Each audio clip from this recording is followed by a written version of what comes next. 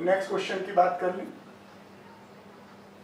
A person breath in some volume of air by forced inspiration, यानी गहरी उसने सांस ली है काफी, after having force expiration, forceful expiration किया है, this quantity of air taken in. तो चलिए इनकी बात भी कर लें भाई, कुछ कहना चाहते हो तो यस, ये तो हमारा पुरानी वाली फोटो अभी सिखा जो रहे थे हम आपको। हमने कहा ये हमारा रेजिडुअल वॉल्यूम, ये ERV, टाइडल वॉल्यूम आता जाता रहता, IRV कहता हमको दावत दोगे तो आ जाएंगे, ये स्थिति है।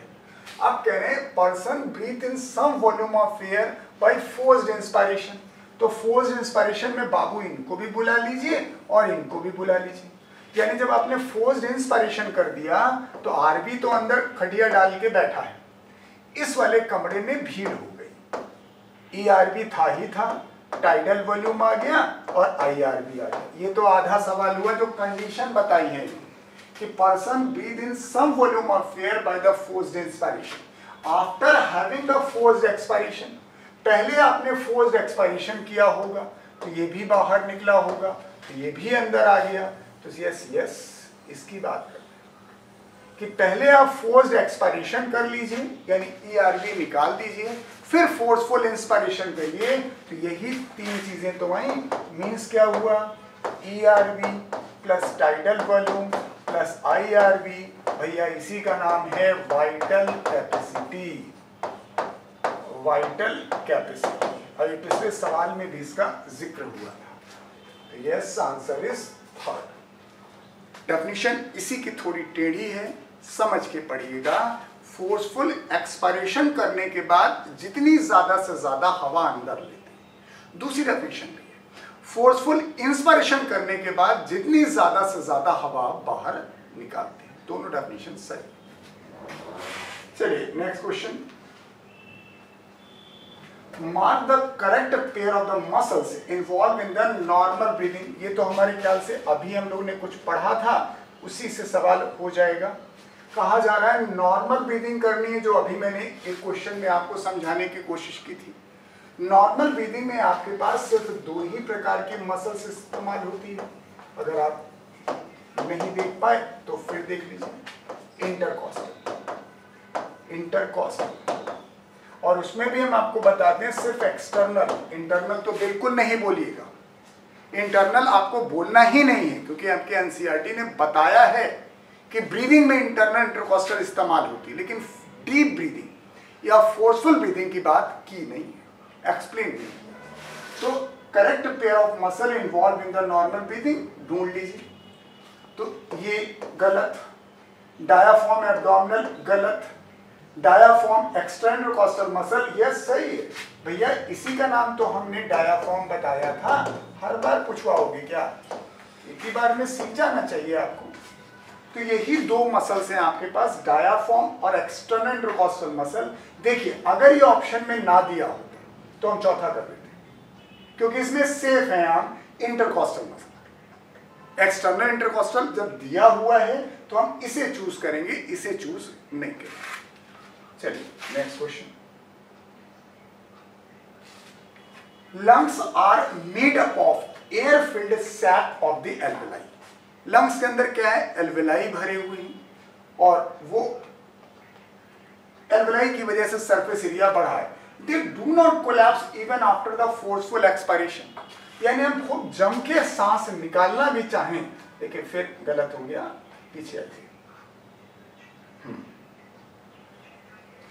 कह रहे हैं कि उसके अंदर इतने सारे एल्वेलाई हैं, फोर्सफुल एक्सपायरेशन करते हैं तब भी सर वो खाली नहीं होता, वो पिचकता नहीं है। क्यों नहीं पिचकता, क्योंकि हमारे पास लंग एल्वेलाई के अंदर एक हवा भरी है, उसका नाम है रेजिडुअल एयर।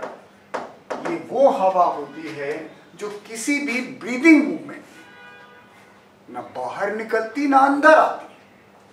सर एक तरीका है इसको निकालने का, छेद कर दो इसमें, फेफड़ा जब खोल दोगे किसी का तभी ये बाहर निकलेगी। तो रेजिडुअल एयर जो होती है, yes can can't be inspire और एक्सपायर ड्यूरिंग नॉर्मल ब्रीदिंग। हम सामान्य सांस लेंगे तो सामान्य सांस लेने के दौरान न ये हवा बाहर निकलेगी न अंदर जाएगी। आंसर आ गया होगा because of the residual volume.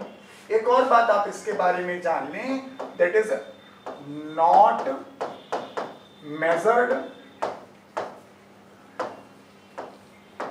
By spirometer. याद करें, स्पाइरोमीटर वो इंस्ट्रूमेंट है जिससे आप वॉल्यूम ऑफ एयर निकालते थे। जो हवा हम अंदर लेते हैं या बाहर निकालते हैं, तो इसे उससे नहीं नापा जा सकता। अब तुम सोच रहे हो कि कैसे नापते हैं, क्यों बता दें, आपके सिलेबस में है ही नहीं, तो सिलेबस से बाहर तो नहीं पढ़ना है ना।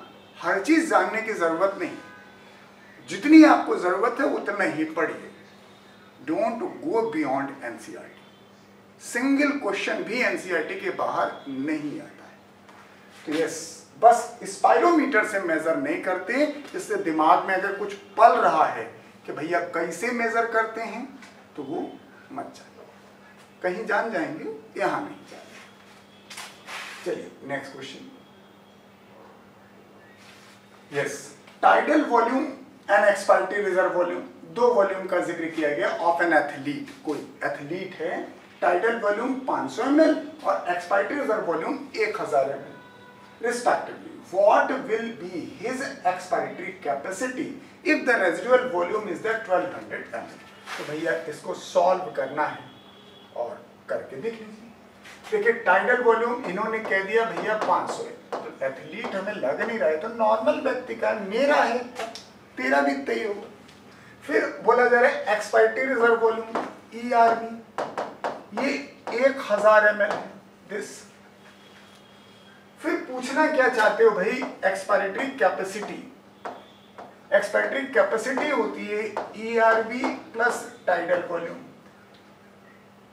ये पूछ रहे हैं, तो जोड़ लो भाई 1000, ये तो भाई सब जोड़ लोगे ना, यानी वैल्यू हो गई 1500। आंसर आ गया, आंसर इज द 1500। अब आप सोच रहे हो आगे काहे बनाए, तो आगे इसलिए बनाए कि कुछ लोग सेटिंग करते हैं। अब वो सोचेंगे बैठ के 2 मिनट कि यार ये भी तो दिया हुआ है, तो इसका कुछ करें। तो ऐसा नहीं है कि सवाल दिया गया है तो सब में सर दे मारोगे, इसलिए सवाल वही निकल चुका है, बस यहीं पर। इफ का तो कोई मतलब ही नहीं है। अब अगर समझ के नहीं पढ़े रहोगे तो कुछ